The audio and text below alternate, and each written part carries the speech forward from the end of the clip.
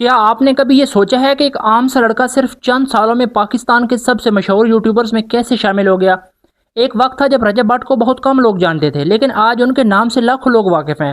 Luxury cars, مہنگی گاڑیاں، بڑی گیدرنگز، لاکھوں ویوز اور کروڑوں روپے کی لائف سٹائل، لیکن سوال یہ ہے کہ یہ سب کچھ شروع کہاں سے ہوا تھا؟ رجب بٹ نے کامیابی حاصل کرنے میں کتنا وقت لیا؟ یوٹیوب پر انہیں بریک تھرو میں کتنا وقت لگا اور آج ان کے پاس کتنی دولت ہے؟ لیکن کہانی صرف کامیابی کی نہیں ہے، کیونکہ جہاں عروج ہوتا ہے وہاں زوال کا خطرہ بھی موجود ہوتا ہے۔ آج کی ویڈیو میں ہم جانیں گے کہ رجب بٹ کی مکمل سٹوری، ان کا رائز، ان کا فال، ان کی فیم، ان کی ویلتھ، ان کی کنٹروورسیز اور ان کے کیریئر کا مکمل فال۔ رجب علی بٹ پاکستان کے مشہور یوٹیوبرز اور سوشل میڈیا پرسنالٹیز میں سے ایک ہیں۔ وہ لاہور سے تعلق رکھتے ہیں اور ان کی شہرت صرف یوٹیوب سے شروع نہیں ہوئی تھی۔ یوٹیوب سے پہلے وہ ٹک ٹاک سمیت مختلف سوشل میڈیا پلیٹ فارمز پر کنٹینٹ بناتے تھے، یعنی ان کی کامیابی راتوں رات نہیں آئی، اس کے پیچھے کئی سال کی محنت تھی، کئی ویڈیوز، کئی فیلیئرز اور مسلسل کوشش۔ رجب بٹ کی ٹک ٹاک میں پاپولیرٹی نے بہت ہی اہم کردار ادا کیا۔ وہ شارٹس ویڈیوز بناتے تھے اور آہستہ آہستہ ان کی آڈینس بھی بڑھنے لگی، لوگ ان کی ویڈیوز دیکھنے لگے، ان کی پرسنالٹی کو پسند کرنے لگے، اور پھر ایک اہم چیز سامنے آئی، لوگ صرف ان کی ویڈیوز نہیں دیکھ رہے تھے، لوگ خود رجب بٹ کو دیکھنا چاہتے تھے۔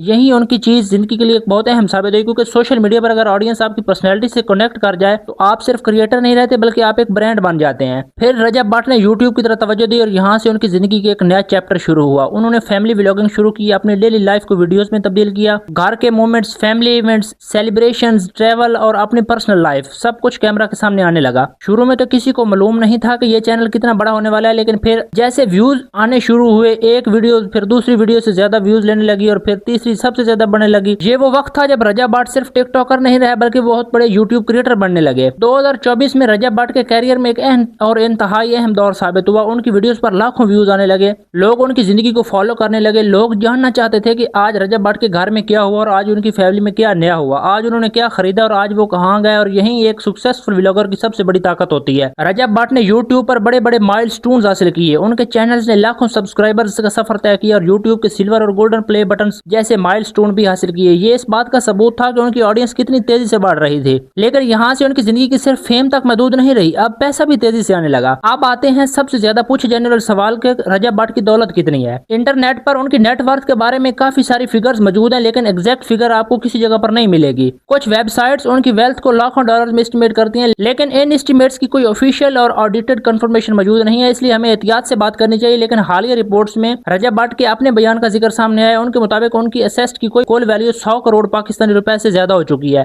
یعنی 1 ارب روپے سے بھی زیادہ۔ لیکن یہاں ایک اہم بات سمجھنا ضروری ہے کہ اسیسٹ کی ویلیو اور نیٹ کیش جو ہوتا ہے وہ ایک ہی چیز نہیں ہوتی، بلکہ ایسٹس میں پراپرٹی، کار، بزنسز، انویسٹمنٹس اور دوسری ویلیوبل چیزیں شامل ہو سکتی ہیں۔ اس لیے 100 کروڑ روپے کو ہم ان کی رپورٹڈ یا سیلف کلیم اسیسٹ ویلیو کہیں گے، نہ کہ آفیشلی ویریفائڈ نیٹ ورتھ۔ اب سوال یہ ہے کہ رجب بٹ نے اتنی بڑی ویلتھ بنائی کیسے؟ سب سے بڑا ذریعہ ہے یوٹیوب، ملین میں ویوز ہوتے ہیں ان پر۔